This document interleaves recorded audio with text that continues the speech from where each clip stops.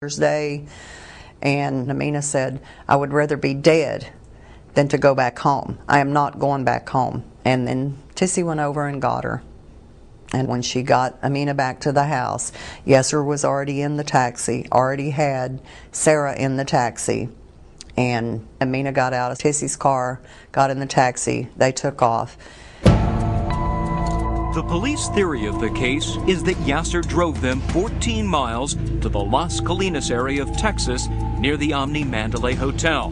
He parked where no one could see or hear. Then he pulled out a gun and started firing. Somehow, Sarah managed to dial 911. Harvey 911, what is your emergency?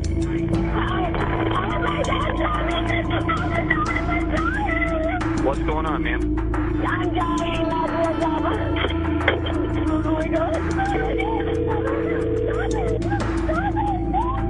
Ma'am, are you still there? Ma'am, are you still there? It's very hard to listen to type of call. David Tull, the public information officer of the Irving Police Department, says that by triangulating the signal from the cell towers closest to Sarah's phone, they got an approximate location. But not X marks the spot. We got within, as it turned out, within about a quarter to a half a mile of their actual location. Police combed the area. Tissy was taken to the police station. Word about Sarah's 911 call got to Connie. I'm not thinking, okay, Yesser's murdering my niece. I'm thinking that Yesser is, beating her up. Connie called Tissy. The first words out of my mouth was, damn it, Tissy. And then I said, where is Amina? She says she's with them. And I said it again, damn it, Tissy. And of course, I'm terrified that my nieces are being tortured. Then my husband just jumps out of bed. He said, get dressed, let's go. While she drove to the police station, cops finally found Yasser's cab, parked at a taxi stand near the Omni Mandalay Hotel. The Irving police detective called and he said, well, I hate to inform you, but both girls are deceased. When I walked in, Tissy just looked at me and she said, he killed my girls. And I said, I know, and we both cried. Did she tell you why he killed them? Because they were dating these boyfriends, and Yasser had found out about it and was mad about it.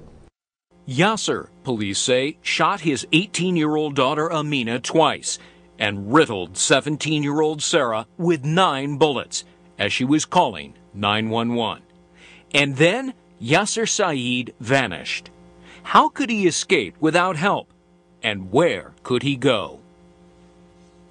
Coming up, in search of Yasser Saeed.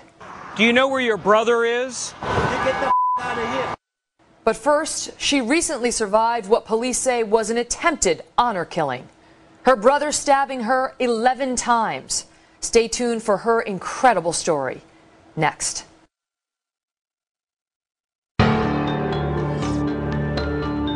Welcome back to our Fox News investigation, Murder in the Family, Honor Killings in America. St. Louis, Missouri. At the Circuit Attorney's Office, there's a storage area full of evidence of an honor killing that took place nearly 20 years ago. Crime scene photos, bloodied clothes, the 9-inch knife used, and an old-fashioned reel-to-reel tape. Parents murdering their own 16-year-old daughter. And unbeknownst to them, their crime recorded from beginning to end on a hidden microphone placed in their apartment by the FBI. The feds were investigating the father, Zain Issa, a member of a Palestinian terror cell controlled by notorious terrorist Abu Nidal. Also living in the apartment, Issa's Brazilian wife, Maria, and the youngest of their 3 daughters, 16-year-old Palestina. Tina was a high school honor student, but her parents were furious that Tina had a black boyfriend. She went to a school dance and got a job at Wendy's. Tina's first night at work was the last night of her life. November 5th, 1989. The tape begins with an argument and Tina starts screaming. Her father says, "Keep still, Tina." Tina pleads, "Mother, please help me." Her mother responds, "Shut up." In fact, her mother was holding her down Issa plunging a 9-inch kitchen knife into his daughter's chest. Tina continues screaming for several minutes, giving way finally to a quiet moan. Her father, exhausted, then utters these words, "Quiet, little one. Die, my daughter. Die." Issa's plan was to claim self-defense, that Tina attacked him first. The jury didn't buy it and sent both mom and dad to death row. But Tina's own sisters would later say she was a bad daughter who deserved to die. I only cry for my parents. She was very disobedient. This is a girl that she always had everything she needed and wanted. She had loving parents, caring and loving parents. She had anything she always wanted. Federal prosecutors would later allege an additional motive for the murder. The terror cell pressured Issa to kill Tina because they feared she would rat them out. That was never proven in court, but former CIA operative Mike Baker, who is now a counterterrorism specialist, says no one should be shocked when an honor killer turns out to be a terrorist too. Same person who can justify killing their daughter or killing their wife in an honor killing is probably, in all likelihood, carrying the same mindset that Al-Qaeda would look for in some young fellow or someone to go strap on a bomb and blow themselves up in a market. Baker says not all Muslim men who commit honor killings are international terrorists. Obviously, they are not. But in recent years and even months, an alarming number of these crimes have been committed here in America by Muslims with a pretty radical mindset, at least when it comes to how women should be treated. So is there a connection between honor killings and the spread of Islamic extremism? Coming up, one victim's perspective. A 19-year-old Muslim woman who barely survived what police say was an attempted honor killing by her own brother. She tells her story right after the break.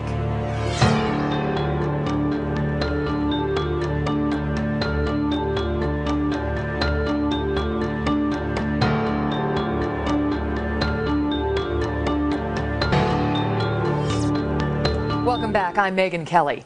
As you heard tonight, honor killing is happening around the world, and more it is hitting very close to home right here in America.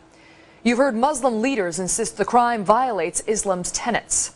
In Rochester, New York, one Muslim man apparently did not get that message and brutally stabbed his 19-year-old sister. She survived and talked to Lauren Green. She asked us to hide her face because she fears she may be harmed again for telling her story of survival. I was born in Afghanistan, raised in Pakistan, moved to America in 2002. So I basically grew up here. Miriam, that's not her real name, is 19 years old, beautiful and smart. She speaks 4 languages. She describes herself as a devoted Muslim, but also typically American. And less than 2 months ago, she survived what sheriffs in Rochester, New York call an attempted honor killing. Miriam's mother moved with her and her sisters to America after Miriam's father died. Her brothers stayed and took over the family business in Pakistan. Within a few years, Miriam was more American than a product of her native Afghan culture. And that's what her brother Wahid discovered when he rejoined the family in 2005 near Rochester, New York. Did you feel any tension with your family because you were adapting to an American culture? Oh, definitely, yeah, definitely. How so? For example, going to the movies or like going shopping to the mall with my girlfriends. So when you would try to go to the mall or do that kind of thing, yeah, or even work, or even go to find a job, it was a problem for them because they always told me that, well, you don't need to work, you're too young, just concentrate on your studies. But Miriam's studies got to be a problem too. She won a full scholarship to a 4-year college, including room and board, on campus. I thought that everybody's going to be happy for me. I'm just so excited. Everybody came home from work. I showed it to them. There was no smile on his face. He just looked at me. He goes like, so?